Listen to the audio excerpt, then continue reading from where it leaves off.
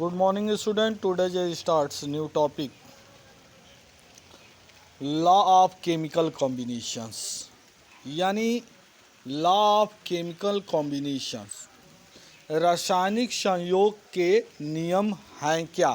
Means होता है रासायनिक संयोग के नियम. ओके.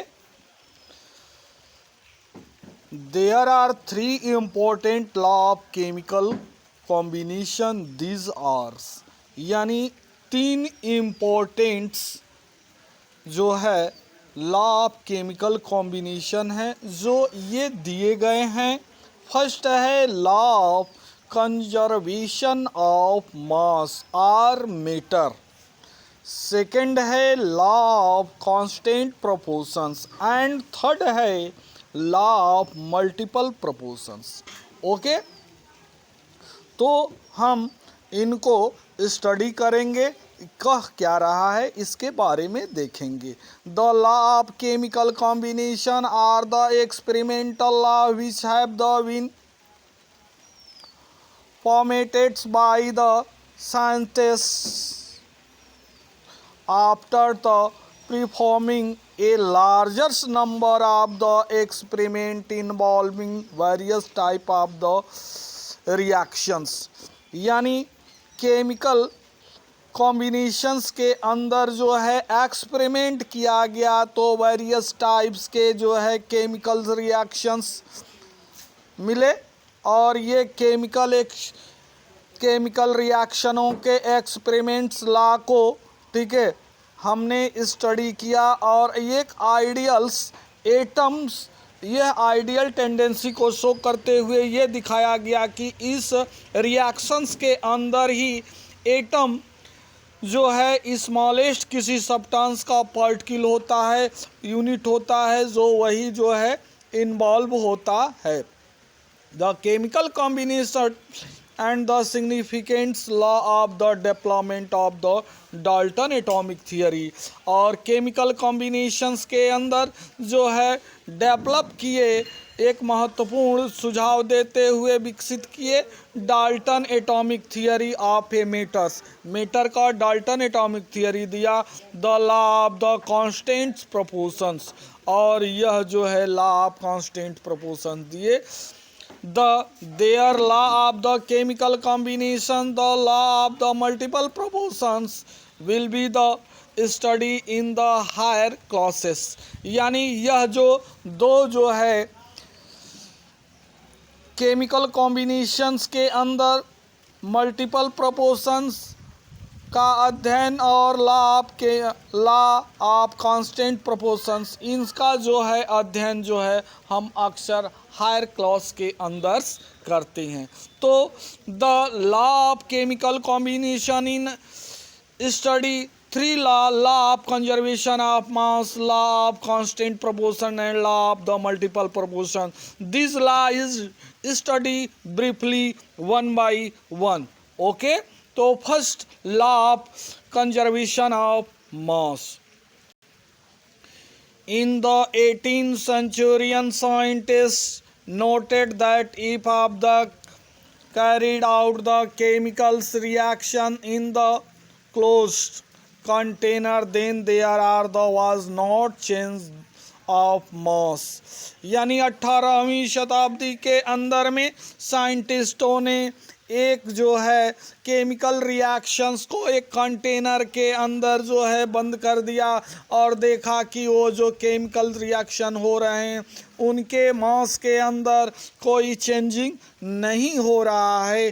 तो इसको जो है law of conservation of mass जो कहा गया, और ये law of conservation of mass was given by the Lavoisiers in 1774. यानी law of conservation of mass को सबसे पहले प्रपोज करने वाले साइंटिस्ट लेवासियर्स जो है 1774 में उन्होंने दिया.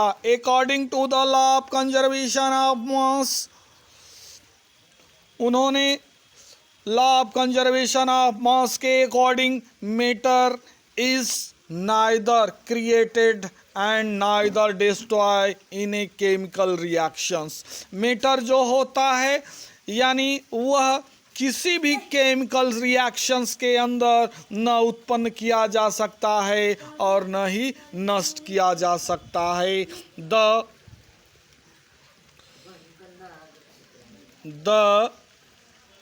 substance which the combinations together in a chemical reactions are called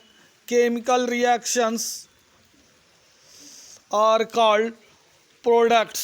यानी जब रिएक्टेंट आपस में रिएक्ट कर लेते हैं तो वह एक प्रोडक्ट्स देते हैं।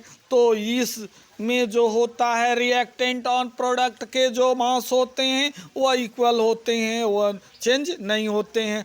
इस पर जो है बिल्कुल केयर करते हुए एक पॉइंट देने का प्रयास करेंगे मैं, और इसको ध्यान से आप समझने का प्रयास करिएगा। The law of the conservation of mass means that in a chemicals reaction the total mass of the product is equal to the mass of reactant। there is no change in the mass during chemical reactions।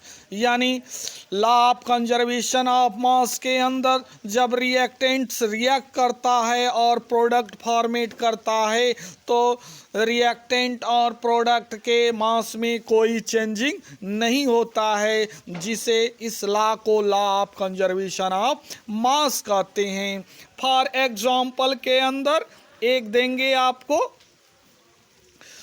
calcium carbonates on heated to convert to form of the calcium oxide and carbon dioxides।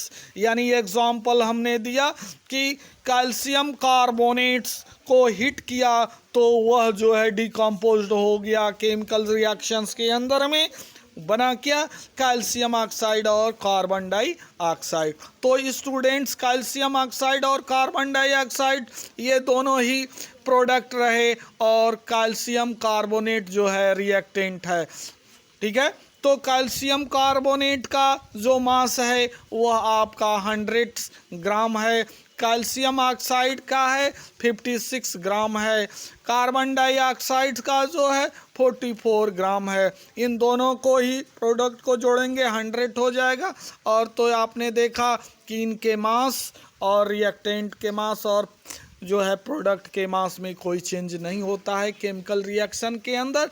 तो इससे कहा जा सकता है कि mass is neither created and neither destroyed in a chemical reactions। जो है किसी केमिकल रिएक्शंस के अंदर में मास जो होता है ना उसको उत्पन्न किया जा सकता है ना नष्ट किया जा सकता है। जिस लॉ को केमिकल कॉम्बिनेशंस के अंदर law of conservation of mass के अंदर स्टडी करते हैं। स्टूडेंट एक बात पर आप कहोगे कि सर ये बताइए कि कैल्शियम कार्बोनेट का केमिकल फार्मूला क्या होता है। तो याद रखिएगा कैल्शियम कार्बोनेट का फार्मूला जो होता है CaCO3 होता है।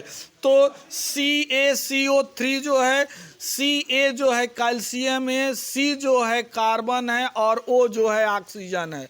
ओके, तो यह कैल्शियम कार्बोनेट्स हो गया और यह जो है कैल्शियम ऑक्साइड का फार्मूला होगा CaO और कार्बन डाइऑक्साइड का फार्मूला होगा CO2। तो इसमें जो है कैल्शियम कार्बोनेट्स में कैल्शियम का जो मास होता है 40 होता है, कार्बन का जो मास होता है वह 12 होता है और ऑक्सीजन का जो मास होता है 16 होता है। तो CaCO3 में ऑक्सीजन जो है 3 मॉलिक्यूल है, उसके मास में मल्टीप्लाई 3 का कर देंगे या प्लस कर देंगे तो ये जो है वैल्यू आपका आ जाएगा 100। उसी तरह कैल्शियम ऑक्साइड जो दिखाई दे रहा है CaO, तो कैल्शियम का 40 होता है, ऑक्सीजन का 16 जोड़ेंगे 56 हो जाएगा। और उसी तरह कार्बन डाइऑक्साइड जो दिखाई दे रहा है तो CO2 होता है, C का 12 होता है और ऑक्सीजन का जो होता है कितना होता है तो 16 × 2 से मल्टीप्लाई कर देंगे तो 12 + 32 = 44 हो जाएगा, दोनों को प्लस करेंगे आपका 100 आ जाएगा। तो इस तरह law of conservation of mass के अंदर में देखा कि दोनों के रिएक्टेंट एंड प्रोडक्ट के मास जो है केमिकल रिएक्शंस के अंदर न डिस्ट्रॉय होते हैं और न ही जो है क्या होते हैं, क्रिएटेड होते हैं। वह उनके दोनों रिएक्टेंट एंड प्रोडक्ट के मास जो होते हैं इक्वल होते हैं। ओके, तो स्टूडेंट आपने ये जो है टॉपिक को बड़ा ही अच्छे ढंग से समझा और इसको बार बार वीडियो को देखते रहिएगा और पॉइंट को बिल्कुल अच्छे ढंग से पकड़ने का प्रयास करिएगा, क्योंकि ये एग्जाम में आपसे क्वेश्चन किए जाएंगे। Okay, next video okay tomorrow. Thanks.